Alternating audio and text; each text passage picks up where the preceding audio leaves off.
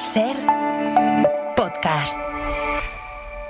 Estás escuchando el Abierto de Hoy por Hoy. Cada día analizamos las noticias más relevantes de la actualidad, las claves políticas, económicas y sociales, con las voces de los protagonistas y los distintos puntos de vista de nuestros tertulianos. Tiempo para el abierto, tiempo para el análisis. En este lunes arrancamos semana con muchas noticias, con muchas cosas del ámbito internacional que han pasado esta noche. Ahora iremos con todo ello y con el análisis de Cristina Monge. ¿Qué tal? Muy buenos días. Muy buenos días, Ángel. Con Antón Losada, buenos días. Buenos días. E Ignasi Guardans, muy buenos días. Ignasi. Bueno, creíamos que estaba, pero se habrá levantado a buscar el café, porque ha desaparecido Ignasi Guardans. Ya sabes, cable rojo, cable azul. Claro, pues ya está. Ahí ha habido un cable que no ha funcionado, que se ha cortado. Bueno, vamos a empezar. Les decía que hay muchas cosas que comentar. Está esa manifestación del Partido Popular de ayer, que va a pasar a partir de ahora. Sobre todo está todo lo que ha pasado esta noche en Estados Unidos, en Los Ángeles. Ahora iremos también con ello y con la Flotilla de la Libertad, ese barco con algunos activistas, entre ellos Greta Thunberg, que estaba intentando llevar ayuda humanitaria a Gaza, que ha sido interceptado por el ejército de Israel y está siendo trasladado ahora mismo, escoltado hasta un puerto israelí. Pero antes, me van a permitir que nos paremos un momento en algo que pasó ayer y que no pasó nada, fue un instante. No, es que pasó durante toda la tarde. Fue un partido con tantos puntos que no parecían posibles, con tantos momentos sorprendentes que la verdad, cuando uno dice, bueno, vamos a sacar algún momento del partido de ayer, es que es muy difícil quedarse con uno. Al resto Sinner, que ha visto como una tras otra se le han ido escapando esas posibilidades, esas oportunidades que ha tenido. Ahora se la juega Carlitos. ¡Oh, la ha metido! 5-4. ¡Qué paralelo! Claro, es que uno podía seguir con su vida, podía ir a comer, levantarse de comer, echarse una siesta, levantarse de la siesta, preparar las cosas para la mañana siguiente, empezar a pensar qué ibas a hacer de cenar, incluso empezar a cenar, y Carlos Alcaraz seguía jugando en Roland Garros. Llegó a remontar hasta 3 bolas de partido, le vimos a él y a Sinner, su rival, golpear la pelota en situaciones que cualquier espectador, los que lo estábamos mirando, ya dábamos por perdida. Esta no llega. Bueno, pues llegaban. Cuando parecía que uno iba a ganar, reaccionaba al otro, y todo para llegar a este momento. Por un título, esa derecha puede ser... ¡Se acabó! Yo creo que la principal clave por la que le hemos dado la vuelta al final es porque en ningún momento lo hemos dado por perdido. En todo momento hemos creído en que podíamos darle la vuelta, podíamos remontar, y yo creo que esa ha sido la clave, que podemos salvarlo, que podemos darle la vuelta, que hay que creer en todo momento en uno mismo para intentar sacar esos momentos adelante. Recién llegado de París, nuestro compañero que lo vivió en directo, Pedro Fullana, buenos días. ¿Qué tal, Ángels? Buenos días. 5 horas y 29 minutos del final, la más larga de la historia de Roland Garros, que algunos ya colocan, Pedro, como el mejor partido de tenis que se haya visto. Bueno, yo te diría personalmente que para mí sí es el mejor partido de tenis que he visto nunca, por lo que tuvo, porque arrancó ya con un juego que superó los 12 minutos, el primer juego del partido, que era una declaración de intenciones, porque Carlos Alcaraz mejoró aquella obra casi perfecta de Rafael Nadal en Australia en 2022, cuando remontó 2 sets a Daniil Medvedev, porque en este caso remontó 2 sets y además una bola de break ya en contra en el tercer set, y además tuvo que remontar en el cuarto cuando parecía que encauzaba el partido esas 3 bolas de partido. Por tanto, digamos que hubo 2 remontadas dentro de la misma final, y porque todo fue apoteósico, épico y con un nivel de tenis absolutamente extraordinario. De hecho, estrenando el super tie break para ser definitivo en ese 10-2 que le endosó Carlos Alcaraz en el último set. Por tanto, es verdad que tenemos en la cabeza y en la retina, Ángels, aquella final contra Federer de Rafael Nadal por ganar en 2008 Wimbledon, porque era un español ganando en hierba al jugador imbatible en la hierba, y es verdad que también tenemos aquella de 2012, la final de Australia, que ganó Djokovic a Nadal por ser la mejor de la historia, o al menos la más larga de la historia hasta ese momento en cuanto a Grand Slams. Pero yo creo que lo de ayer pasa directamente al museo, a la colección de partidos históricos, sin duda, que vamos a recordar toda la vida. Fullana, y vamos acostumbrándonos ya, ¿no? O sea, lo de Sinner y Alcaraz va a repetirse, va a ser así en más de una ocasión. Bueno, son 12 enfrentamientos entre ambos, pero era la primera gran final de Grand Slam y es la primera de muchas. Por ejemplo, los Djokovic-Nadal en Grand Slam en finales fueron 9 ediciones, con Federer y Nadal pasó exactamente lo mismo. Bueno, yo creo que este gran duelo, esta gran rivalidad lo va a batir. Y además es curioso, Ángels, porque París arrancaba este Roland Garros despidiendo a su rey y lo ha acabado abrazado a su nuevo príncipe. Un Carlos Alcaraz que ya lleva 2 títulos consecutivos, que lleva 5 Grand Slams, que curiosamente el destino ha querido que lo ganara con 22 años, 1 mes y 3 días, la misma edad con la que Nadal ganó su 5º Grand Slam. Y yo creo que la celebración del deporte español es que ha aparecido, sea casualidad o no, un heredero de lujo para la mayor leyenda de la historia del deporte que tenemos en España. Y vamos a ver dónde llega Carlos Alcaraz porque apunta muy alto. Fullana, yo decía, tú podías seguir con tu vida y Alcaraz y Sinner seguían jugando. Tú podías hacer lo que fuera y ellos seguían jugando. Ahí en la pista, en directo, incluso tú llegaste a pensar que no se acabe esto nunca, que esto es una maravilla. Yo te soy sincero, tanto Tornadijo como yo estábamos pegados a la silla y no nos podíamos levantar. Parecía que iba a ser una final mucho más rápida de lo esperado en el segundo y tercer set, y luego cambió el guión de una forma radical porque hay que partir de una base. El nivel de tenis fue una auténtica maravilla porque fue prácticamente una final por desgaste, con un Sinner que estaba a un nivel prácticamente perfecto, como es él, un robot que no falla prácticamente nunca, con los altibajos de Carlos Alcaraz, con un público absolutamente entregado y que ya enganchó al español a esa final. Ahí nadie se podía mover, pelos de punta, una sensación extraña recorría tu cuerpo, viviendo, a los que les gusta el tenis, un partido, una final que sin duda no vamos a poder olvidar. Pues Fullana, otra cosa que podrás contar. Yo estuve allí, yo estuve en esa final, la más larga y la más buena de la historia. Fullana, muchísimas gracias. Un abrazo. Un beso enorme, descansa. Entiendo por lo que ibas musitando, Antón, Guardans, estás ahí, ¿verdad? Te hemos recuperado. Vale. Sí. Antón, entiendo que tú paralizaste tu vida, no hiciste nada, solo ver ese partido. Bueno, es que te escuchaba decir, te levantas, y me parecía un sacrilegio. Yo llevo participando en Roland Garros desde que tengo uso de razón y cuando uno se sienta a ver una final de Roland Garros, que es sin duda el torneo de tenis más duro del mundo, uno no se levanta, salvo urgencia o extrema necesidad. Hay la posibilidad de la sonda, o sea, siempre hay una posibilidad que es sondarse, pero bueno. El típico orinal también cerca de casa. Pero claro, es que además el espectáculo... Yo solo recuerdo un partido que se le pueda comparar en términos de épica, que fue la final de Ivan Lendl contra McEnroe en el 84, que fue una remontada también contra todo pronóstico, según iba el partido, de Lendl contra McEnroe, también a 5 sets, un partido larguísimo y también con estas dosis de épica y de grandeza de este deporte, ¿no? Porque además si el tenis es especialmente visual y especialmente atractivo es en tierra batida, porque es donde realmente la estrategia, la capacidad mental, la resistencia, la habilidad para deslizarse sobre la tierra son fundamentales, ¿no? Y ayer lo mágico de lo que sucedió en términos deportivos es que, sinceramente, Alcaraz dice que nunca lo vio perdido, yo sí. Y yo creo que prácticamente todo el mundo. Eran 3 pelotas de set para Sinner, que es una auténtica máquina. Sí. Porque era también muy curioso ver la contraposición de los dos tenistas, ¿no? Un Alcaraz que... no sé, había 2 cosas que llamaban muchísimo la atención. Uno, la frialdad de Sinner, que parece imperturbable. O sea, da igual cómo vaya el partido, no se le altera la cara en toda la... Y Alcaraz, ¿no? Que pasó de quejarse a su set, un momento muy simpático, que decía que se vuelve a su box y le dice: una red, se me rompe una cuerda, es que no me falta nada hoy. Pero a mí una de las cosas que me pareció más espectacular, y no sé si seguisteis el partido, fue la deportividad de un partido a muerte, porque solo hay que ver el resultado. O sea, 6-4, todo fue 6-4, 7-5. ¿Cómo se concedían los puntos mutuamente? En momentos críticos del partido, además. No. En momentos críticos del partido, Alcaraz le reconoce puntos que el juez no le había dado a Sinner, y Sinner se lo reconoce a Alcaraz. El enorme respeto, además, entre los dos guardans. ¿Tú lo viste? Lo vi porque, bueno, casi por casualidad, estaba con amigos muy tenistas y porque sabía que venía hoy, y sabía que era histórico. Todo junto, como uno hace los deberes. No, pero es verdad, y lo vi desde la remontada, la divertida, y lo curioso es eso, o sea, vi justamente, empecé viendo un partido de un Alcaraz que digo, bueno, pues esto se acaba pronto, ya está.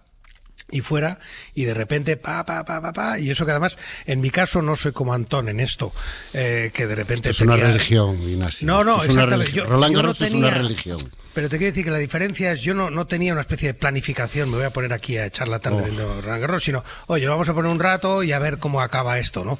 Y de repente, claro, se convirtió en un par de horas. Ya no puedes dejar de verlo. Esto no acaba, sino que esto se está haciendo el nivel de tenis fue realmente impresionante. Yo confieso que no lo vi. A los que...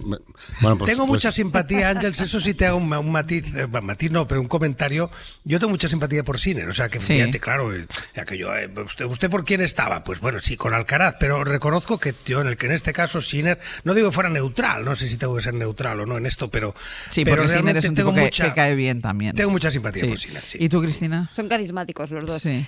Pues yo lo vi a trozos porque me enganché porque te daba un tiempo rato. de hacer cosas y seguir. Bueno, la vida seguía. Pero ¿en qué tertulia estoy? Seguía, estoy entre amateurs. Pero es que había que elegir. A ver, había que elegir un domingo por la tarde, soleado, con Feria del Libro. Con Feria del Libro, que tenías que bajar. Pero que vuestra opinión no puede valer lo mismo que la mía, hombre.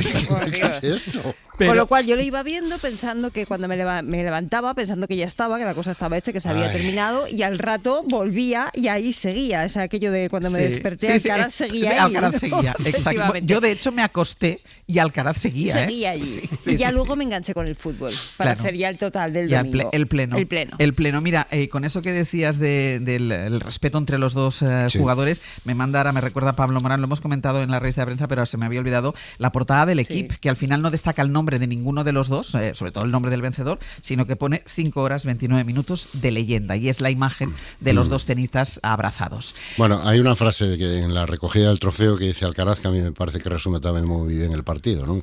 Que es cuando le dice a Sinner, estoy orgulloso de hacer historia contigo. Claro, sí, es el respeto entre dos grandes tenistas que yo vaticino que os van a dar, sobre todo a los que os estáis 5 horas y 29 minutos sentados delante del televisor. Ahora exacto. Yo ya estoy calentando para Wimbledon. Venga, voy a hacer una pausa, ve calentando para el análisis, que a la vuelta nos vamos a Estados Unidos.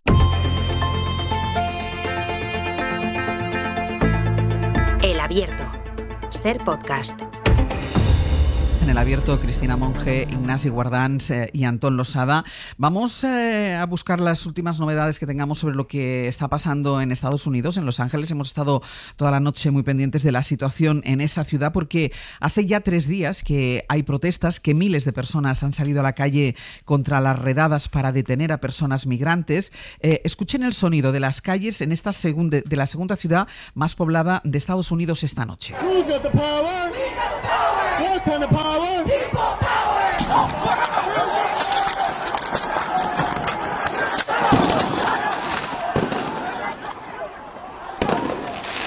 Golpes de porras, disparos, gases lacrimógenos, de granadas para aturdir a los manifestantes. Es lo que ha empleado la policía y la Guardia Nacional. Hay un significado especial en ese despliegue de la Guardia Nacional, porque es una fuerza de reserva del ejército que se lanza dentro del país solo sale o solo actúa en situaciones muy extraordinarias, y nunca, desde los años 60, se le había ordenado intervenir en contra del criterio del gobernador del estado en el que actúa, en este caso el gobernador de California. Esto es lo que ha pasado allí. El gobernador se está quejando, está hablando de un despliegue ilegal de esta Guardia Nacional, mientras Donald Trump promete más mano dura. Y lo último, Bayo, es que la policía de Los Ángeles ha pedido a los ciudadanos que evacúen el centro de la ciudad, que lo vacíen, porque van a intervenir de manera todavía más contundente. Sí, a esta hora, las 11:47 de la noche en California.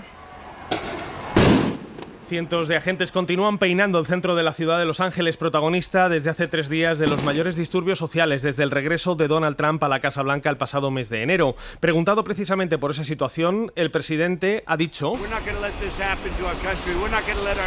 que no piensa dejar que su país se desgarre y ha defendido su política de mano dura. asegurando que si los manifestantes escupen a los agentes, les golpearemos. El nuevo lema de Trump es "They spit, we hit". Eso es lo que ha dicho el presidente, que ha encontrado en esta crisis una oportunidad, la de confrontar con los demócratas de un estado progresista como es California en un asunto central para su agenda política. La alcaldesa de Los Ángeles habla de un caos intencionado, de una provocación buscada por la administración Trump al ordenar al presidente el despliegue de unos 2.000 soldados para proteger un edificio federal, el del Departamento de Inmigración, en el centro de la ciudad de Los Ángeles, que es una ciudad de inmigrantes. Los Angeles is a city of immigrants where 50% of the population is Latino. Donde la mitad de la población es de origen latino y donde el temor a las redadas y a la política de deportaciones iniciada por la Casa Blanca ha disparado las protestas de los últimos días, protestas, Ángels, que este lunes han prometido mantener en al menos 2 puntos de la ciudad. Vaya, quedamos pendiente, cualquier novedad la vamos contando. Son las 11 y pico de la noche allí, vamos a ver qué pasa en las horas que vienen ahora. Contestación ciudadana por las calles de Los Ángeles desde hace 3 días en contra de esas deportaciones a migrantes, y guardanse ese nuevo desafío de Donald Trump, que decide sacar a la Guardia Nacional. No salía en una situación como esta desde los años 60, contraviniendo pues la norma habitual, que necesita el ok, la luz verde del gobernador, en este caso de un gobernador demócrata. Sí, lo que pasa es que desgraciadamente esto estaba todo previsto, estaba todo escrito. Algunos que llevamos siguiendo la política de Trump desde que le votaron, lo habíamos puesto por escrito, y no soy el único en absoluto. O sea que mucha gente había anunciado que esto ocurriría exactamente como está ocurriendo. Es decir, Trump ha ido empujando las cosas al límite buscando la provocación. Efectivamente han respondido a la provocación de una forma no demasiado inteligente y no demasiado consciente por parte de algunos, y el resultado de eso es dar una excusa a Trump para utilizar mecanismos legales extraordinarios, primero en California, ya veremos sobre el conjunto del país. El país sería la ley marcial, y en el caso de California pues por el momento es la Guardia Nacional, ¿no? Hay que hacer un matiz aquí, creo que no soy sospechoso de ser trumpista, entre lo que es protesta y lo que es impedir que el Poder Federal ejercite sus funciones.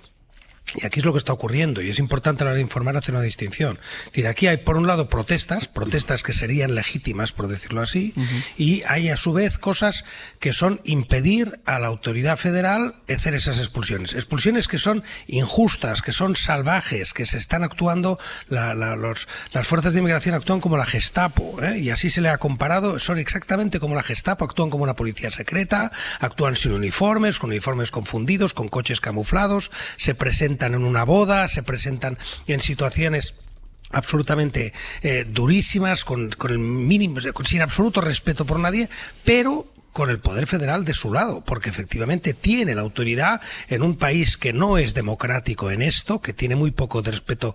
Estados Unidos no es un Estado de Derecho, no lo ha sido hace muchos años, solo que algunas convenciones y autolimitación por parte de las administraciones americanas permitían crear una especie de espejismo de Estado de Derecho, pero Estados Unidos no es un Estado de Derecho. Y entonces, en esa situación en la que efectivamente no hay ni derechos adquiridos, ni la administración tiene ningún límite a su actuación, pues efectivamente el Poder Federal puede hacerlo. Y en ese sentido sí tiene razón, o debería estar el gobernador de Los Ángeles, de California, calmando a su gente, porque efectivamente le va a dar la excusa a Trump para militarizar el país, y entonces vamos a ir a una escalada superior hacia ese autoritarismo que estamos viendo. Cristina. Este debate que abres, Ignasi, que es apasionante, nos lleva a valorar el tema del límite de las protestas en democracia, ¿no?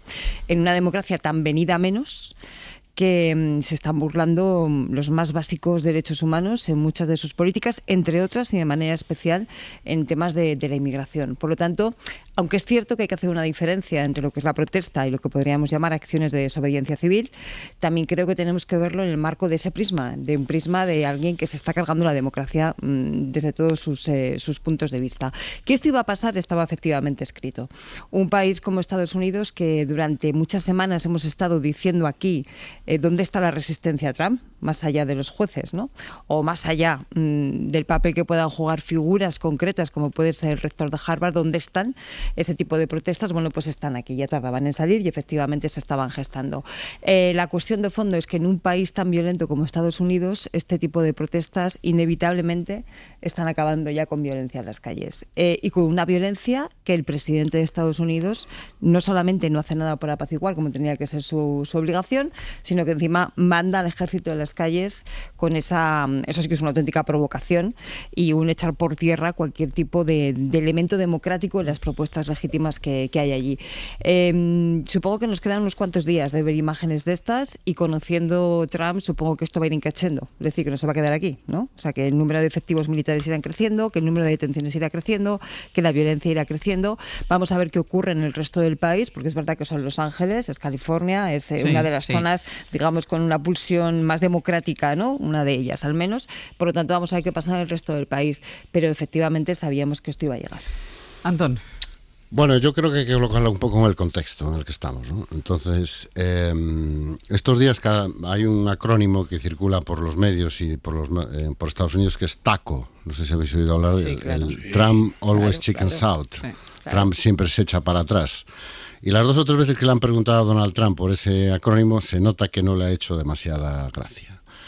A eso sumemos el enorme lío que está generando el divorcio de la brohermandad entre Elon Musk y Donald Trump, lo cual genera una desorientación enorme dentro del movimiento MAGA, dentro de la base que apoya a Trump, y a eso sumemos que en año y pico hay elecciones. Las midterm elections, en California, por ejemplo, se juega un senador, se juega renovar toda la Cámara de Representantes, y Donald Trump se juega buena parte del enorme poder que acumula en este momento. Entonces yo creo que se ha refugiado en un escenario en el que no le van las cosas especialmente bien.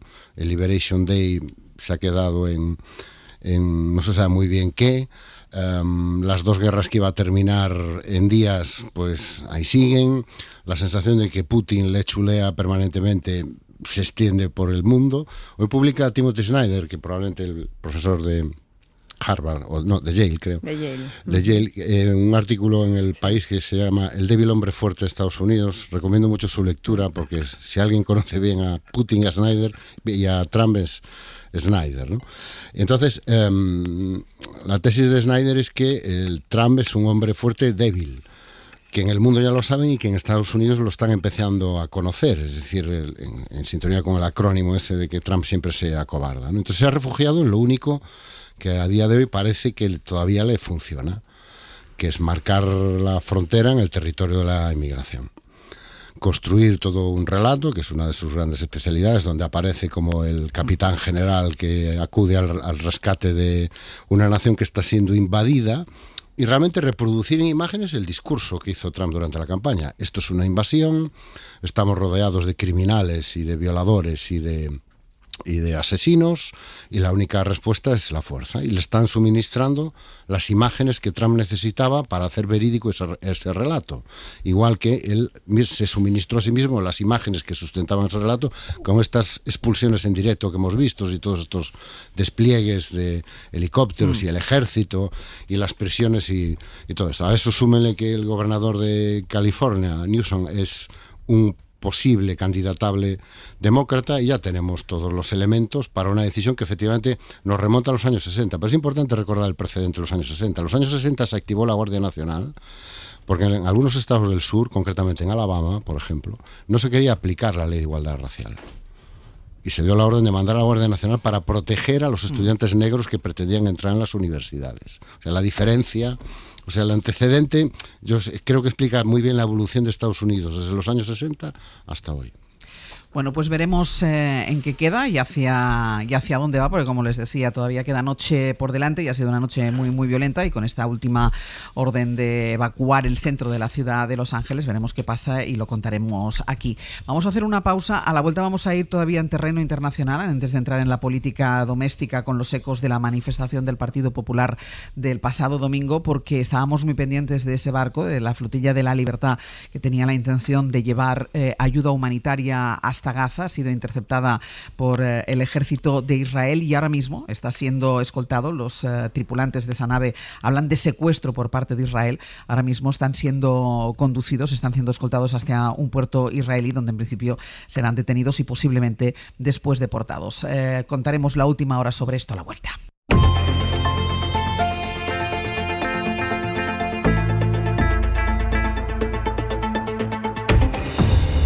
Abierto Cristina Monge, Ignacio Guardans y Antón Losada. Una última cosa de la actualidad internacional que también ha ocurrido en estas últimas horas, hace días, que les estamos hablando de esa llamada Flotilla de la Libertad, que es un barco con activistas entre los que está Greta Thunberg y entre los que hay también un español que se dirigía hacia Gaza con ayuda humanitaria. Bueno, pues esta noche, cuando estaban ya próximos a la franja, los ha interceptado el ejército israelí. Pablo Morán, buenos días. Hola Ángeles, buenos días. Dicen los activistas que les han arrojado líquido irritante y a continuación los han obligado a ir a puerto. Dice Israel que van a regresar a sus países de origen, aunque eso no está todavía claro porque la relatora de la ONU ha exigido a Netanyahu que los libere.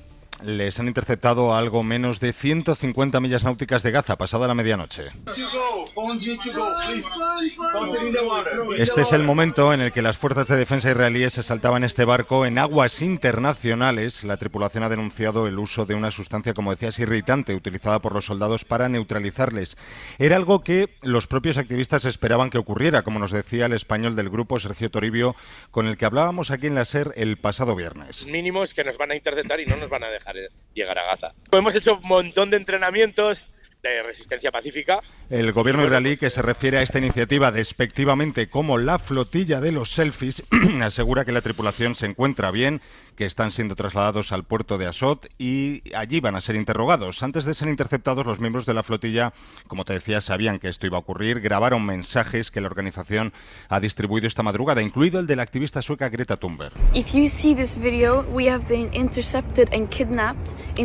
Que denuncia el secuestro de la tripulación por parte de los soldados israelíes. El objetivo de la flotilla era romper el bloqueo de Gaza de forma simbólica, porque apenas llevan ayuda para resolver la situación en la franja. Y no es la primera vez que lo intentan, aunque a priori, en esta ocasión, el desenlace no tiene nada que ver con lo que ocurrió en 2010, cuando la flotilla fue atacada directamente por el ejército israelí y murieron 10 de sus integrantes. A esta hora ya se están produciendo las primeras condenas, incluida la de la relatora especial de la ONU para Palestina, Francesca Albanese, que exige, como señalabas, la liberación inmediata del grupo después de denunciar, como te decía, que han sido interceptados en aguas internacionales. Pablo, gracias. A ti, hasta luego. Los tripulantes de esa flotilla de la Libertad que sabían que esto iba a ocurrir, evidentemente, pero es la demostración que ellos querían que quedara bien clara, la demostración, Cristina, que a Netanyahu no lo para nadie, estaban en aguas internacionales y les han detenido. Ellos hablan de secuestro, sabían que esto iba a acabar así, que terminó peor la última vez, pero es para poner en evidencia al propio Netanyahu. Claro, fíjate, si lo sabían, que hasta grabaron un vídeo anoche, ¿no? Diciendo, si ustedes ven este vídeo es que nos han secuestrado, dicen ellos,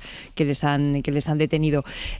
Más allá de lo simbólico del tema, porque efectivamente es un barco pequeñito con un poquito de ayuda, lo que realmente lleva a bordo ese navío es un reclamo de atención para el conjunto de Occidente. Hoy estamos hablando de Greta Thunberg, es activista ecologista que es un icono para unas cuantas generaciones. Lamentablemente, porque también es verdad que tiene esa parte de hipocresía, ¿no? Quizás si figuras como Greta Thunberg no estuvieran allí, a lo mejor no estaríamos prestando la atención que estamos haciendo, pero creo que eso es justo lo que perseguían y eso es justo hoy una cosa bastante urgente, el volver a reclamar esa atención, ¿no? El no olvidarse de lo que está pasando allí, porque llega un momento que barbaridad tras barbaridad como que nos estamos anestesiando. Ya como cada imagen es más terrible que la anterior, yo creo que llega un momento que te anestesias, ¿no? Esto los psicólogos sociales lo explican muy bien. Y frente a eso es importante que existan llamadas de atención a la opinión pública y que esa opinión pública a su vez haga esas llamadas de atención a sus gobiernos, que son los que pueden parar este horror. Antón. Bueno, yo creo que demuestra el grado de impunidad en el que se mueve Netanyahu y su gobierno, ¿no? Es un poco lo mismo que le hace todos los días a la población gazatí. Cuando lanza estos anuncios, muévanse al sur, muévanse al norte, no vayan a tal sitio, si están en tal sitio desplácense hasta para poder aniquilarlos con mayor eficiencia y de una manera mucho más programada, ¿no? Yo creo que es que la única consecuencia que podemos sacar de este asunto es dirigir nuestra mirada a la última esperanza que le queda al pueblo palestino, que es la Unión Europea, y la capacidad de presión y de intervención que pueda tener la Unión Europea, como reclama insistentemente el último responsable de la política exterior de la Unión Europea, Josep Borrell, que cada vez que tiene ocasión reclama que la Unión Europea haga uso de la fuerza que le da ser socio preferente de Israel, el principal mercado de Israel, el principal comprador de Israel, más el peso diplomático y simbólico que supone que la Unión Europea intervenga y trate de parar este conflicto, ¿no? El principal obstáculo seguramente seguirá siendo Alemania, pero yo no sé cuántas más evidencias necesita la Unión Europea de que efectivamente no se está cumpliendo, vamos a ponernos juristas, ¿no? No se está cumpliendo lo que establece el acuerdo preferente que tiene la Unión Europea con Israel, que es el respeto a los derechos humanos. Es que ya no es una cuestión de respeto a los derechos humanos. Estamos asistiendo a un genocidio ahora convertido en auténtico tiro al palestino. Y la Unión Europea no puede seguir sin intervenir. Ignacio. Bueno, yo lo primero, sí estoy muy de acuerdo con Cristina, que aunque sabíamos perfectamente que esto no iba a ninguna parte, pues está bien como gesto, ¿no? Porque son gestos que denuncian, que permiten pues devolver esto a la actualidad. Santa Greta Thunberg, que lo fue ante todas las autoridades civiles durante mucho tiempo, pues ahora de repente tiene una causa que en los despachos y en las capitales molesta un poco más, ¿no? Y por tanto está muy bien. Ella tiene una agenda de contactos, no sé con cuántos móviles se quedó de cuando la recibía todo el mundo, pero claro, tiene una agenda de contactos bastante potente, ¿no? Y por tanto está bien que esto se haga, está bien esa acción, pero no hay sorpresa, ni hay sorpresa en la impunidad absoluta de Netanyahu.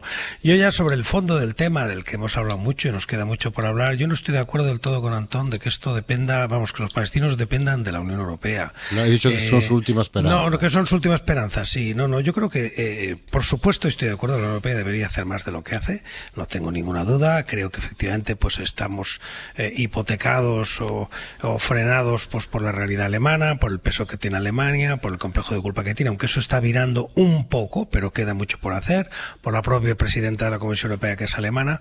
Pero yo no dejo de poner el foco en el mundo árabe, es decir, la hipocresía del mundo árabe, del riquísimo mundo árabe, que sigue teniendo una relación con Estados Unidos enorme, que puede arrodillar a Trump. La Unión Europea no puede arrodillar a Trump.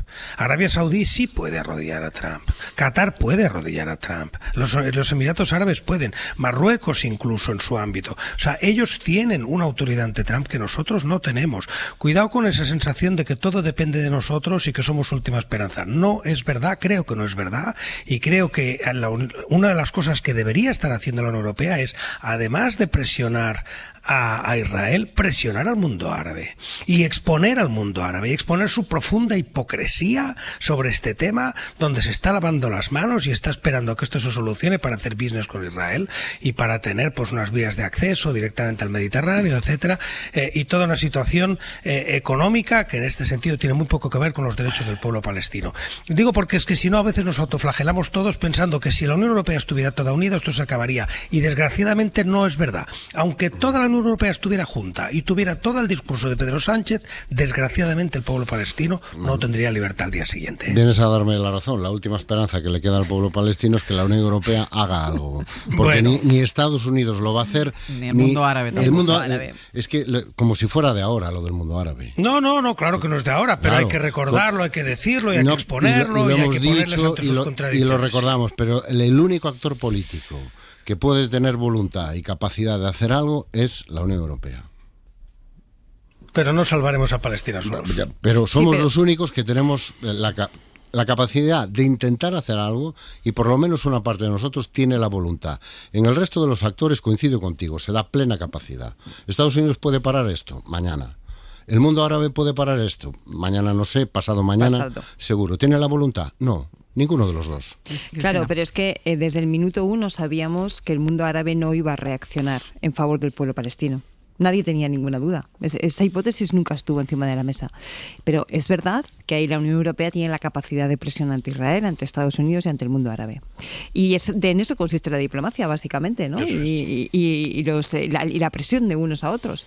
Entonces habrá que triangular presiones, habrá que jugar a múltiples bazas, habrá que intensificar intentos como los que el ministro Álvarez hacía la semana pasada en esta cumbre que se celebró aquí en Madrid, pero efectivamente la presión tiene que ir en todas las direcciones, porque además así es la única manera que Europa tiene de reivindicar, volviendo otra vez a Borrell, de reivindicar su sitio en la mesa de los mayores, ¿no? Acordaos que Borrell en estas cosas siempre dice, si no estás en la mesa, acabarás siendo el menú.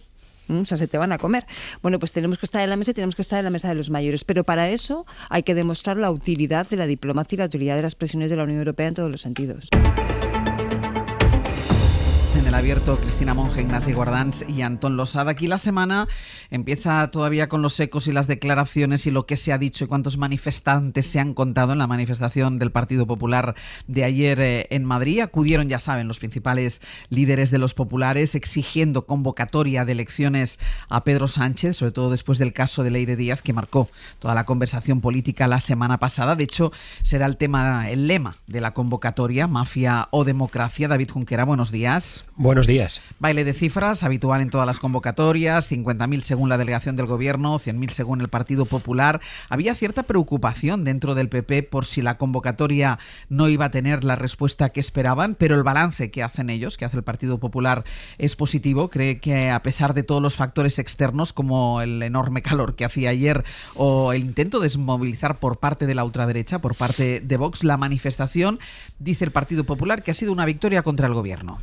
Hubo nervios todo el fin de semana y después de la concentración ya se pasó al relajo, al sacar pecho a la hora del aperitivo. No es exagerado decir que había preocupación en el PP por si su concentración se quedaba a medias y en vez de para exhibir músculo servía para evidenciar flojeras. Según Génova, este punto de partido, el match ball en el que ellos mismos se habían metido, quedó salvado y con creces. Más de 100.000 personas contaban ellos, la mitad, dice la delegación, fueran las que fueran, escucharon a Feijóo subir el tono un poco más. Señor Sánchez, deje de esconderse, deje de mentir, deje de huir. Ríndase a la democracia. Convoque elecciones. Las queremos ya. Un entregue las armas en toda regla y dice el líder del PP que lo que eso ocurre, la gente tiene que posicionarse. Hasta que se rindan a la democracia, cada español tiene que tomar partido. Tomar partido entre ser cómplices o no. Tomar partido entre los desmanes o la limpieza. Tomar partido entre la decadencia o la decencia. Nosotros lo tenemos claro. Nuestro partido se llama España. Asegura Feijóo que él está preparado, que nadie le va a mover de la centralidad y a la vez lanza acusaciones como estas. Que Sánchez vuelva al lugar del que nunca debió de haber salido. Detrás de aquella cortina manipulando los votos en la sede de su partido para intentar mantenerse en la Secretaría General. Después de esto, el análisis, el resultado para el PP es que han logrado ensanchar su base electoral, crecemos en los dos flancos y le hemos arrebatado a la izquierda las calles. Es lo que presumen en el puente de mando popular y tan subidos están que se burlan de los intentos del PSOE verde, así llaman a los de Abascal, de ridiculizar la manifestación y que retan al PSOE genuino a que si tan floja le ha parecido la cita, si ha sido un pinchazo, pues que ellos convoquen el domingo que viene en la misma hora y en la misma plaza y que luego contamos a ver quién ha tenido la manifestación más grande. Había más derivadas, Junqueras, que de verdad. Había más derivadas en esa manifestación. Una de ellas, antes lo contábamos, esos vítores, esos gritos a Carlos Mazón, que no puede salir a la calle en la Comunidad Valenciana y que aquí en Madrid le jalean, le llaman presidente y le piden que aguante. Y el otro aspecto al que prestábamos atención es a Isabel Díaz Ayuso, porque ella insiste en su particular manera de marcar perfil propio. Lo hizo en la conferencia de presidentes, marchándose de ella durante un rato, el que duró la intervención del Lehendakari en euskera.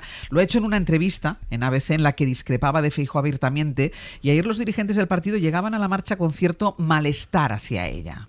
Se cuidaron mucho de decirlo en público. Por ejemplo, Juanma Moreno despejó las preguntas sobre el tema de lo que vimos el viernes en la conferencia de presidentes diciendo pues que él no es ayusólogo, pero lo cierto es que la actuación de la presidenta madrileña allí en la ciudad condal dejó un pozo de malestar, de pique entre sus colegas y también en parte del PP aquí en Génova. Se critica que aún sabedora de que el gobierno le iba a tender una trampa, pues ella se metiera de cabeza en esa trampa reclamando todo el foco, desvirtuando el mensaje unitario y poniendo en un aprieto a aquellas regiones populares donde el tema de las lenguas se percibe con otra sensibilidad.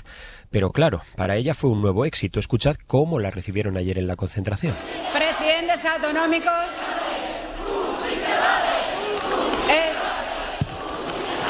muchas gracias. Estábamos allí, eso no se lo cantaron a Feijóo. Lo cierto es que Ayuso optó este domingo por un perfil algo más bajo, aunque lo del perfil bajo en realidad no va mucho con ella. Ese es el problema, que las dictaduras entran a sorbos, poquito a poquito, de manera inocua, aparentemente inofensiva. Alertaba Ayuso también de que estamos yendo hacia una dictadura de las minorías. Con pequeños sorbos presumió ella de su actuación en la conferencia de presidentes. Nadie es extraño en Madrid. Aquí nadie es forasteiro, mesetario, godo, charnego, maqueto. No aquí. De esta forma recordaba su polémica de las lenguas y de esta otra su enganchón con Mónica Díaz, cuando le preguntó si quería darle 2 besos a una asesina. Menos besos y más respeto por la verdad y por la libertad. No fue a más Ayuso, que no obstante ya había marcado territorio con una entrevista mañanera en ABC, donde defendió mantener las primarias en el PP, en contra del criterio de Feijóo, donde también pidió no esquivar los debates ideológicos en el Congreso Popular, en contra del criterio de Feijóo también, y donde remató criticando la campaña del verano azul, la de las generales de 2023, diseñada por el equipo de Feijóo. Junquera, gracias. A vosotros. En el PP satisfechos con la manifestación y en Moncloa hablan de pinchazo. De hecho, el gobierno no da más relevancia a las imágenes del domingo y despejan cualquier sombra de preocupación por lo que pasó aquí en Madrid. Ana Fernández Vila, buenos días. Hola de nuevo, Ángeles. Lo que hace el Partido Socialista, lo que hace el gobierno es poner el acento en los insultos que recibió el presidente del gobierno y acusan al PP de sembrar odio en las calles. Y ante la exigencia de la derecha, que sigue hablando, sigue pidiendo elecciones al presidente del gobierno, el Ejecutivo no se mueve ni un milímetro. Insiste en que va a agotar la legislatura y emplaza al Partido Popular a las urnas en 2027. Sí, dicen en el PSOE que lo único que Feijóo ha conseguido demostrar con esta convocatoria es el fracaso de su estrategia de crispación por haber sacado a menos gente que en alguna de sus concentraciones anteriores. Y creen también que una vez más se ha demostrado que es Ayuso quien le marca el paso, como ocurrió ya, como comentabais, en la conferencia de presidentes del pasado viernes. Los socialistas llevan 2 semanas lidiando con la polémica de su ya exmilitante Leire Díez por sus conversaciones maniobrando contra la UCO. 2 semanas después de salir esos primeros audios, en el PSOE se convencen de que el asunto ya no da más de sí y mientras tratan de darlo por zanjado, minimizan al máximo la respuesta que la derecha ha dado en las calles a este asunto. De hecho, ayer, como decías, hablaban de pinchazo. Ha llenado la Plaza de España de insultos, ha llenado la Plaza de España de odio, no la ha llenado de gente. La vida va a seguir igual. Ellos insultando, ellos enfangando y nosotros subiendo las pensiones, subiendo el salario mínimo. Esto decía ayer el ministro Óscar López en una plaza también del centro de Madrid, donde los socialistas homenajeaban a Pedro Cerolo. Y ante las reiteradas peticiones que Feijóo volvió a hacer ayer a Sánchez para que adelante las elecciones, en Moncloa se mantienen en que va a agotar la legislatura hasta 2027 y vaticinan que el propio Feijóo aprovechará el parón del verano para recoger cable y rebajar su escalada de tensión, porque creen los socialistas que él mismo sabe que es insostenible seguir con este nivel de confrontación durante 2 años, que solo puede generar frustración, aunque sí admiten en Moncloa cierta preocupación por el riesgo de que esta estrategia de la derecha de deslegitimación constante, dicen, de las instituciones, acabe minando la confianza de los ciudadanos en el Estado. Ana, gracias. A vosotros. Es una evidencia que las elecciones se ganan en las urnas, no se ganan en la calle, que hay mecanismos. Si uno quiere echar a un presidente del gobierno, hay mecanismos para ello, como es una moción de censura, y son mecanismos que entran dentro de la Constitución y que se ponen en práctica en el Congreso de los Diputados. Pero además de todo esto y además de la guerra, si han sido muchos, si han sido pocos, también de la manifestación, lo que se deduce, Antón, es que el Partido Popular tiene un problema con Ayuso, ¿o no? Bueno, siguiendo el ejemplo, estaba escuchando a Ayuso que decía que las dictaduras entran sorbo a sorbo. Lo decía desde un atril de la Plaza de España. Sí, no, pero entran sorbo a sorbo y pensaba yo como las cañitas. Hay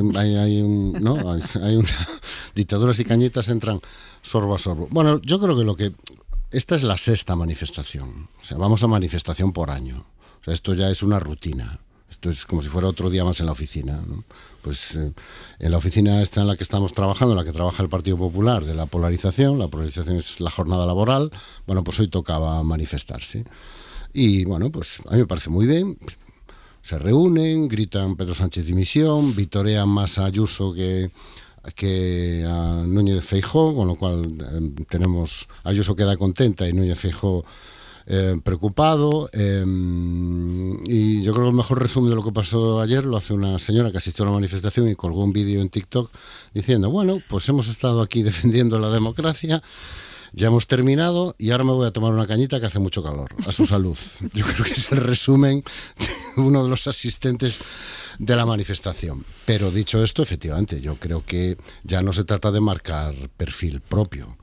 O sea, Isabel Díaz Ayuso se está poniendo claramente en la rampa de salida, no para este Congreso, pero sí para lo que ella considera la alta probabilidad de que Alberto Núñez Feijóo no consiga al final llegar a la Moncloa. Pero si desperdicia la bala que le queda. Claro, puede repetir triunfo electoral, pero puede pasar lo mismo, puede quedarse pues a un palmo de entrar en la Moncloa. Y ella no renuncia y no pierde oportunidad de demostrar que hay una alternativa a Alberto Núñez Feijóo, que si Alberto Núñez Feijóo falla, ahí está ella, que lo tiene claro, que sabe lo que hay que hacer, que no se echa para atrás, que conecta con la gente, que si las cañitas, que si el pinganillo, que le da exactamente igual poner en una situación de enorme incomodidad a sus compañeros presidentes. O sea, yo pienso, por ejemplo, el presidente gallego, Alfonso Rueda, pensando, ¿pero qué he hecho yo para merecer esto? Le da exactamente igual lo que pueda suponer para el partido y para la estrategia del partido, y yo creo que esa es su principal debilidad, igual que lo fue la de Esperanza Aguirre. O sea, el Partido Popular es un partido. Puede ser un gran fenómeno comunicativo, dar unas ruedas de prensa espectaculares, hacer unas alocuciones que la gente enloquezca, pero eso no te garantiza que el partido te vaya a nominar, ni te vaya a respaldar.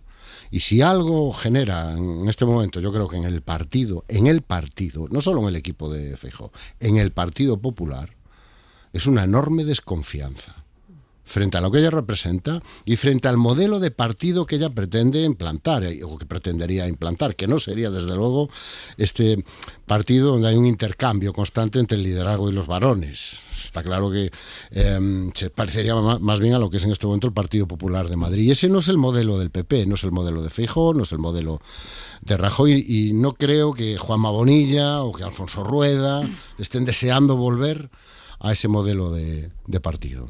Cristina. A ver, el Partido Popular ahora mismo lo tiene complicado. Lo tiene complicado por dos, yo creo que es víctima de dos fuerzas, una de ellas externa y otra que la ha puesto a funcionar el mismo, ¿no? La externa es toda la amalgama de fuerzas que le están saliendo por su derecha, ¿no? Esas ultraderechas que ya hay que nombrarlas en plural, porque no solamente hablamos ya de Vox o de Vox y Alvise, hablamos de Vox, de Alvise, de esa cumbre ultraliberal de los criptobros que se celebra en Madrid este fin de semana. Por lo tanto, ya tiene al menos tres fuerzas o tres sectores tirando de su oreja derecha hacia la ultraderecha. Y luego la segunda fuerza que le pone también muy difíciles las cosas, y es que yo creo que lo hemos comentado aquí muchas veces ya, desde el minuto uno que empezó la legislatura, empezó pidiendo la dimisión del presidente del gobierno y declarando que el gobierno era ilegítimo.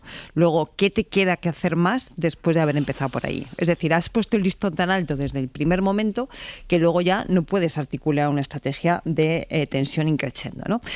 Solución, las calles. Bueno, ayer efectivamente yo creo que era previsible esta guerra de cifras y de valoraciones, para unos muchos, para otros pocos. Lo que creo que sí que es evidente es que la afluencia no estuvo a la altura del apocalipsis anunciado, porque si el mundo se va a caer y España está presa de una mafia corrupta horrible, ayer en las calles de Madrid tenía que haber habido al menos 500.000 de personas inundando todo el centro de la ciudad, ¿no?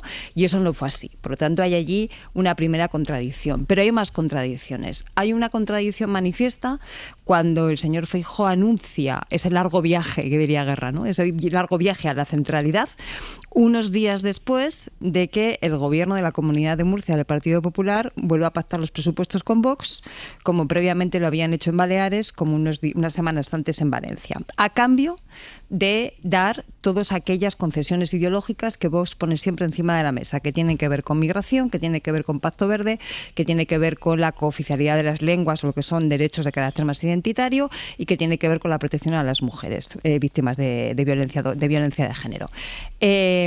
Después de todas esas concesiones y después de que comunidad autónoma tras comunidad autónoma en la que es necesario y en la que se dan las posibilidades pacten con la ultraderecha, ¿cómo nos venden ese eterno viaje hacia la centralidad?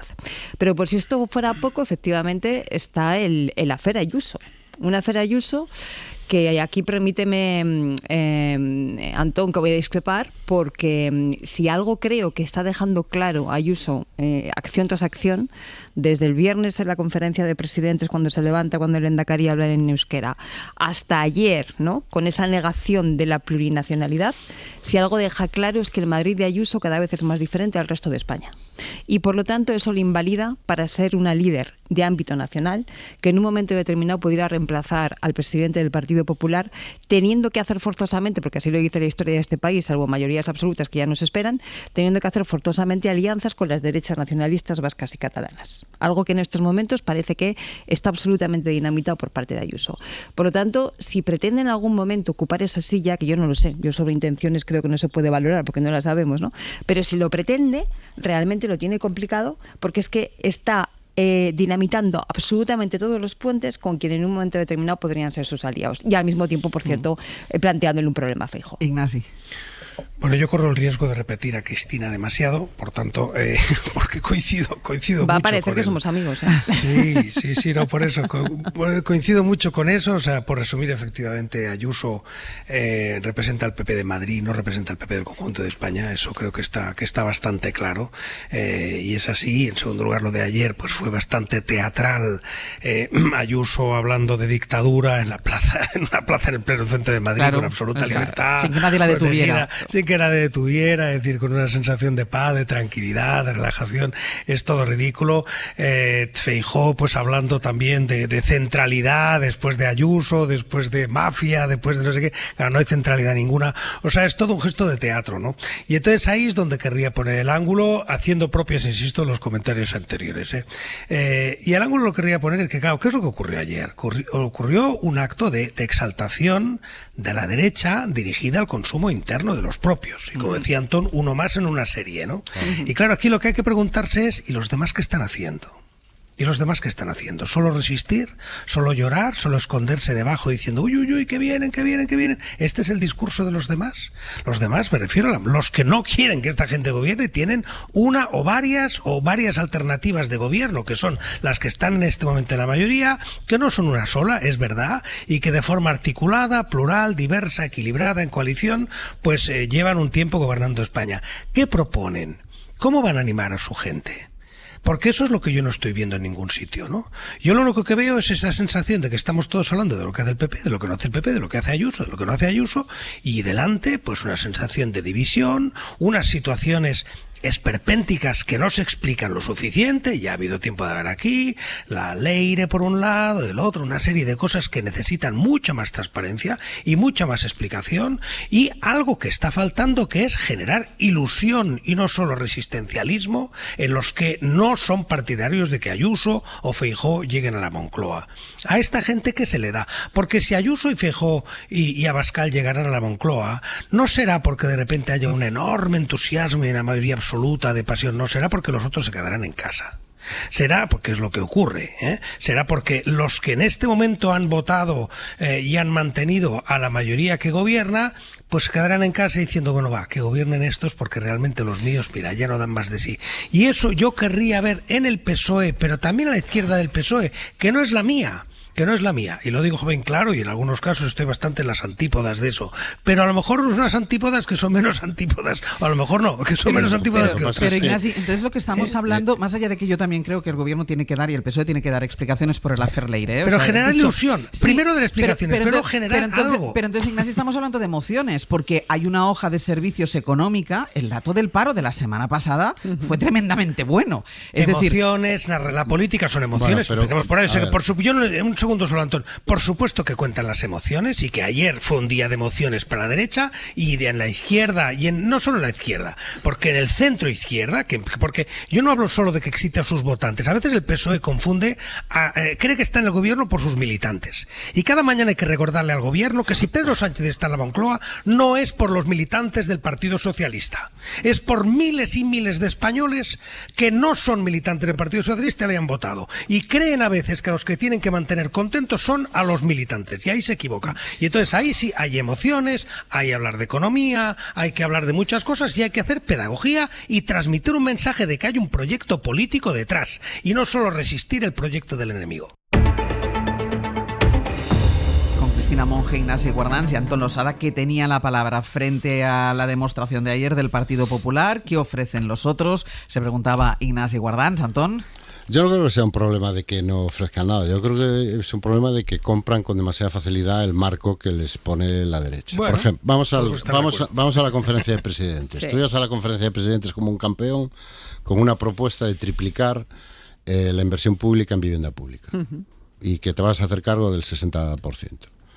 Más la creación de una base de datos, etcétera, etcétera. Una propuesta potente en materia de vivienda. El principal problema, según todas las encuestas, de lo que estamos hablando todos, ¿no? Un aumento de inversión de 7.000 millones, quiero recordar, por parte del Estado, y a la media hora estás enredado con el pinganillo, que es de lo que quiere hablar Isabel Díaz Ayuso. Claro.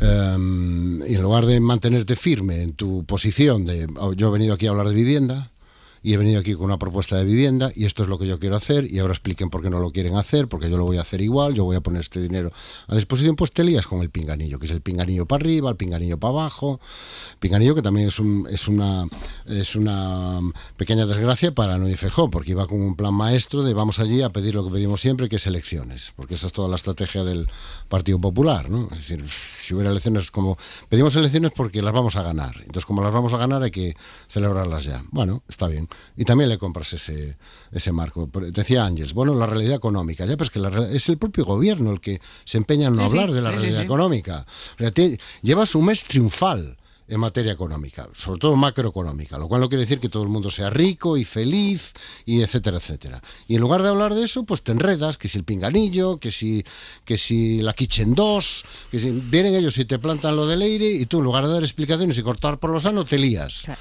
Y te metes en el jaleo de decir, te metes en el jaleo de decir por un lado, A, Leire no tiene nada que ver con nosotros, B, pero bueno, lo que estaba investigando algo hay.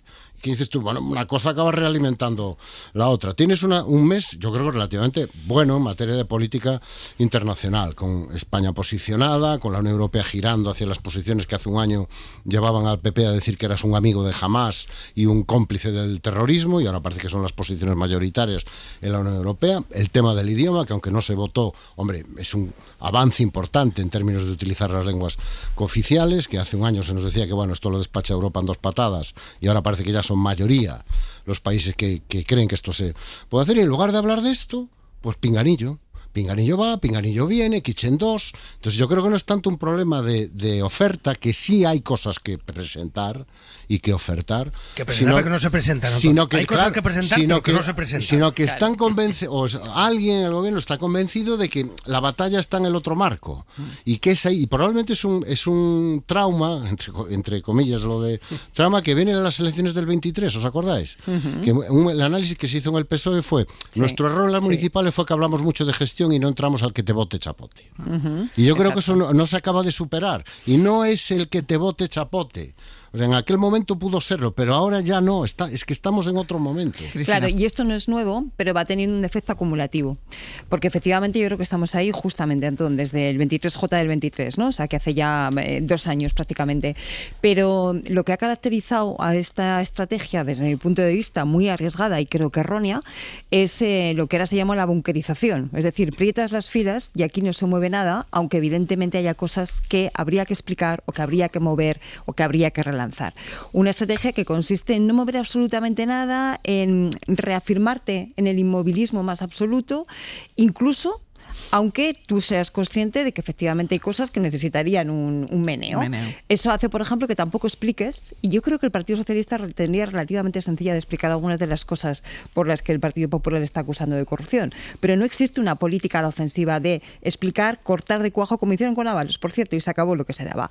Cuando pasa eso, es imposible que, estando en una actitud tan a la defensiva, tú plantees una ofensiva para vender, porque efectivamente tienes una hoja de servicios impecable, datos económicos, datos de empleo, liderazgo internacional, etcétera, etcétera, etcétera. Si estás a la defensiva, si estás más preocupado en esconderte y en protegerte de lo que te dicen que en salir a marcar la agenda. La primera batalla política, y eso lo sabéis los periodistas mejor que nosotros, la primera batalla política es la de quién marca la agenda, de qué se habla, ¿no? Y eso es una cosa que generalmente suele tener ventaja al gobierno a la hora de marcarla, porque tienen muchos instrumentos y tienen muchas posibilidades para contar, ¿no? Para ver qué es lo que quiere decir, qué temas tienen que que ocupar la conversación pública. Y sin embargo estamos viendo cosas, sobre todo en las últimas semanas, que son realmente, o sea, que el día que el secretario de Estado con Mariano Rajoy entraba a prisión, estuviéramos hablando del asunto de Ley de 10 y de Aldama reventando la rueda de prensa, era ya como la manifestación más plástica, más visual, más clara de que la agenda, desde luego, no la está marcando el gobierno y cada vez va perdiendo posiciones en esa estrategia de marcar la agenda. La agenda la estaba marcando el Partido Popular, claro, con el asunto Ley de 10, que llegó incluso a partir de ese episodio a convocar la manifestación de ayer bajo ese lema de mafia o democracia. Sobre este tema hoy publica El País Sastre. Bueno, de hecho todo el mundo recordará que Leire Díez se fue a la calle Ferraz con un pendrive que entregó al Partido Socialista. El Partido Socialista dice que no lo abrió, pero lo entregó a la Fiscalía, y hoy El País publica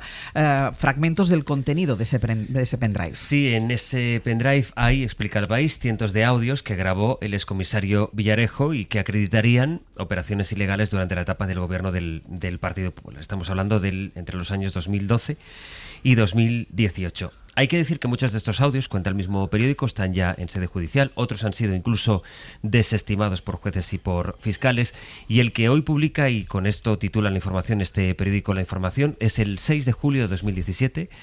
Están hablando Villarejo, entonces comisario jubilado, con María Dolores de Cospedal, que entonces era ministra de Defensa y secretaria general del partido que estaba en el gobierno, del Partido Popular. De ahí la importancia también, que no solo de qué es lo que se dice, sino quién lo dice. Están hablando de la Fiscalía. Hay que recordar que también en abril, poquito antes de esta conversación, la Fiscalía había abierto una investigación contra Villarejo que llevan a cabo fiscales como son Miguel Serrano e Ignacio Estampa, no el fiscal Grinda. El fiscal Grinda ha sido el fiscal encargado de algunas de las causas relacionadas con las tramas corruptas que afectaban presuntamente a dirigentes independentistas. Pero no tenía nada que ver con esta investigación abierta en torno a Villarejo. Bueno, pues en este contexto, Villarejo menciona al fiscal Grinda, y la ministra de Defensa y secretaria general del PP, María Dolores de Cospedal, es cuando pronuncia la frase, se escucha aquí de lejos, ahora la vamos a comprobar: a Grinda, dice Cospedal, a Grinda hay que matarlo. Lo de la fiscalía, eso que tiene el Grinda y tal contra ti, lo va a quitar y tal, y pedimos que comparezcas. A Grinda, esto que tiene contra ti, lo va a quitar, y entonces Cospedal dice de fondo, claro, esto se oye de fondo porque Villarejo se está grabando a sí mismo y a ella la tiene un poco más lejos, dice: a Grinda hay que matarlo. Hay que recordar que por el propio Grinda se interesan también tanto el empresario Pérez Dolcet como Leire Díez en estas conversaciones que conocimos hace poco, o sea que es un personaje que está recurrentemente, que aparece en estas conversaciones. Esto es información que está en ese pendrive, que ahora está en poder de la Fiscalía, y hay una última cosa que quiero poner sobre la mesa, no sé cuánto tiempo nos va a dar, pero que ella de alguna manera apuntaba también antes Cristina, y es el encuentro de la ultraderecha de este fin de semana en Madrid, un evento en donde participó Javier Milei, que atacó directamente a Pedro Sánchez. No estuvo en ese evento, aunque sí se encontraron, Milei y Abascal. No estuvo directamente en el encuentro. Sara Selva, buenos días. ¿Qué tal, Ángel? Buenos días. Porque mientras tanto Abascal lo que está haciendo es reforzar sus alianzas con el resto de líderes internacionales de la extrema derecha. Su estrategia respecto a la del PP es diferente, porque después de Milei hoy se va a ver con Orbán, con Le Pen y con Salvini en un acto del Grupo Parlamentario Europeo que los engloba a todos. Sí, mientras el PP se manifiesta en Madrid, Vox aprovecha para exhibir alianzas internacionales. Primero con Javier Milei. Abascal se reunió con él durante una hora el sábado. El presidente argentino, que también se vio con Ayuso, por cierto, pasaba por Madrid para participar en ese foro económico ultra patrocinado por una plataforma de criptomonedas, y allí arengó a la audiencia animándola a cargar contra Pedro Sánchez. Igual me hace bien porque me permite recuperar el aire. Así que si quieren darle también zurra al bandido local, no tengo problema. Dijo también que cuenten con él para acabar con los socialistas de mierda. Abascal además se fue ayer a Francia para un nuevo encuentro de Patriots, el partido ultraeuropeo del que forman parte Víctor Orbán, Le Pen o Salvini. Van a celebrar, dicen, el resultado de las elecciones europeas que les consolidaron como tercera fuerza. Dice Abascal que el objetivo del encuentro es trabajar para acabar con el gobierno de populares y socialistas en Europa. Insiste mucho Abascal en esa alianza en Bruselas porque, según él, es una prueba de cómo el PP acepta al al PSOE como socio. Lo que busca Vox en realidad es deslegitimar y ridiculizar la posición del PP, dejando en evidencia sus contradicciones. La ultraderecha, experta en capitalizar el odio y la ira contra Pedro Sánchez, lleva semanas diciendo que el Partido Popular les está copiando la estrategia, utilizando un lenguaje muy similar, empleando, por ejemplo, la palabra mafia, o diciendo que el gobierno es una organización criminal, que es una línea que Vox ya cruzó hace tiempo. Así que Abascal, que ya ha conseguido marcarle el paso al PP en algunas comunidades, presiona a Feijóo. Dice que lo que están haciendo es una estafa, que está engañando a sus votantes, porque a la vez que llama al gobierno mafia, mantiene cierta institucionalidad, acudiendo a la conferencia de presidentes o pactando la renovación del Constitucional. Abascal lo que le exige a Feijóo es que rompa con el gobierno todo tipo de puentes. Sara, gracias. Gracias. El PP llamando a Vox, a la extrema derecha, al PSOE verde, y Vox acusando al PP de ir de la mano en connivencia con el Partido Socialista. Go, go away, far, far away, be on your way. Please leave me be, let me be me once again. Out of sight, out of mind. Pues vamos a ir terminando el abierto, y esto quiere decir que ya están aquí Sergio Castro y Pepe Rubio para contarnos lo que tenemos preparado a partir de las 10 de la mañana. Buenos días. Buenos días. Contadnos. Bueno, a partir de las 10 es lunes, obviamente Bobo, que va a volver a estar aquí en estos estudios, sí. ha cogido la afición de venir. ¿De venir todos los lunes? Y de consultar in situ. No, pues no va a estar. No, pues no va a estar. Eso bueno, estará de espíritu. No, pero no os miréis con esta cara, porque nos dijeron aquí que iban a estar, ¿eh? Sí. Vale, pero ha habido cambio de planes. Pero Sergio y yo no hemos sido notificados. Somos ajenos a este descontrol. Bueno, exacto. En lo que sí va a estar es su opinión. Lo que sí va a estar es operando sobre inseguridades, incertidumbres, cosas que ustedes no tengan claro, llamando al 900-100-800 hoy, consulta con Bob Pop. Vale, el primero en llamar podría ser tú, para preguntarle, Bob, ¿dónde estás? Sí. Bueno, ahora ya sé que no va a estar aquí, intuyo que estará en su casa en Barcelona. 900-100-800 para que llamen y le pregunten a Bob lo que ustedes quieran, lo que les inquieta, duda, no saben qué decisión tomar. 900-100-800. ¿Dónde ir de vacaciones? Cualquier cosa. A la Comunidad Valenciana, si lo claro, lo acabas de decir. Yo voy a hacer casos. Vale. Bueno, luego a partir de las 10:30 toca repasar el fútbol que nos queda. Ayer con la derrota de España, el Oviedo y el Mirandés colocándose para buscar una plaza en Primera División. Vamos a ver lo que pasa esta semana. Y en todo caso vamos a preguntarnos cómo es el fútbol que no se ve en los estadios, el fútbol que se ve en los bares, el fútbol que se ve en casa, cómo lo vemos, con quién. ¿Preferimos la soledad e intimidad de la pasión o estar muy rodeado de gente? ¿Qué rutinas, qué supersticiones tenemos? Todo eso en la dupla a partir de las 10:30. Muy bien. ¿Qué más? Bueno, el artesano Pablo Ortiz de Zárate a estas alturas de la temporada nos trae arte contra el estrés y la ansiedad. La ansiedad por llegar a vacaciones. Ansiolíticos visuales del artista estadounidense Georgia O'Keeffe. Vale. Y después en Mitos 2.0, un mito que ya está casi confirmado, pero que tiene su gracia que lo contemos porque somos así. Somos cientos de números y contraseñas. Ese mundo el que ya no somos lo que dice nuestro nombre y nuestros apellidos, sino lo que dicen nuestras claves y contraseñas. Pero vamos a hablar también de lo que nos cuesta recordarlas. Cuando la olvidamos, cambiarla, decir cuando te dicen no, es que no es muy segura. Es que tienes que poner un símbolo. Y luego cuando dicen no pongas la misma contraseña en todas partes, pero claro, es que si no, ¿cómo la recuerdas? Claro. Es imposible. Se pueden guardar, ¿eh? Las claves es una novedad tecnológica de última hora, se pueden guardar. No, pero se recomienda que no se guarden en el ordenador. Sobre claro, todo es que tienen que ver eso. con cuentas corrientes y ese tipo de cosas. cosas. Tampoco no poner 1, 2, 3, 4, 5, 6. Que yo creo que es la que hay que poner porque como nadie la pone. Vamos a ver, ¿qué ladrón del mundo se va a poner delante de tu ordenador y va a poner como contraseña tuya 1, 2, 3, 4, 5? Claro. Bueno, pero puedes poner en el diario El País, la primera clave que yo tuve del diario El País, porque como no daba pata con bolo, yo estaba liado, me dijo el señor que me atendía por teléfono, mira, pon 1, 2, 3, 4, 5, 6 y ya la cambio cuando te dé la gana. Sí. Pues vamos a terminar aquí el abierto. Cristina Monge, Ignasi Guardans, Antón Losada, hasta la semana que viene. Un abrazo. Un beso. Para no perderte ningún episodio, síguenos en la aplicación o la web de la SER, Podium Podcast o tu plataforma de audio favorita.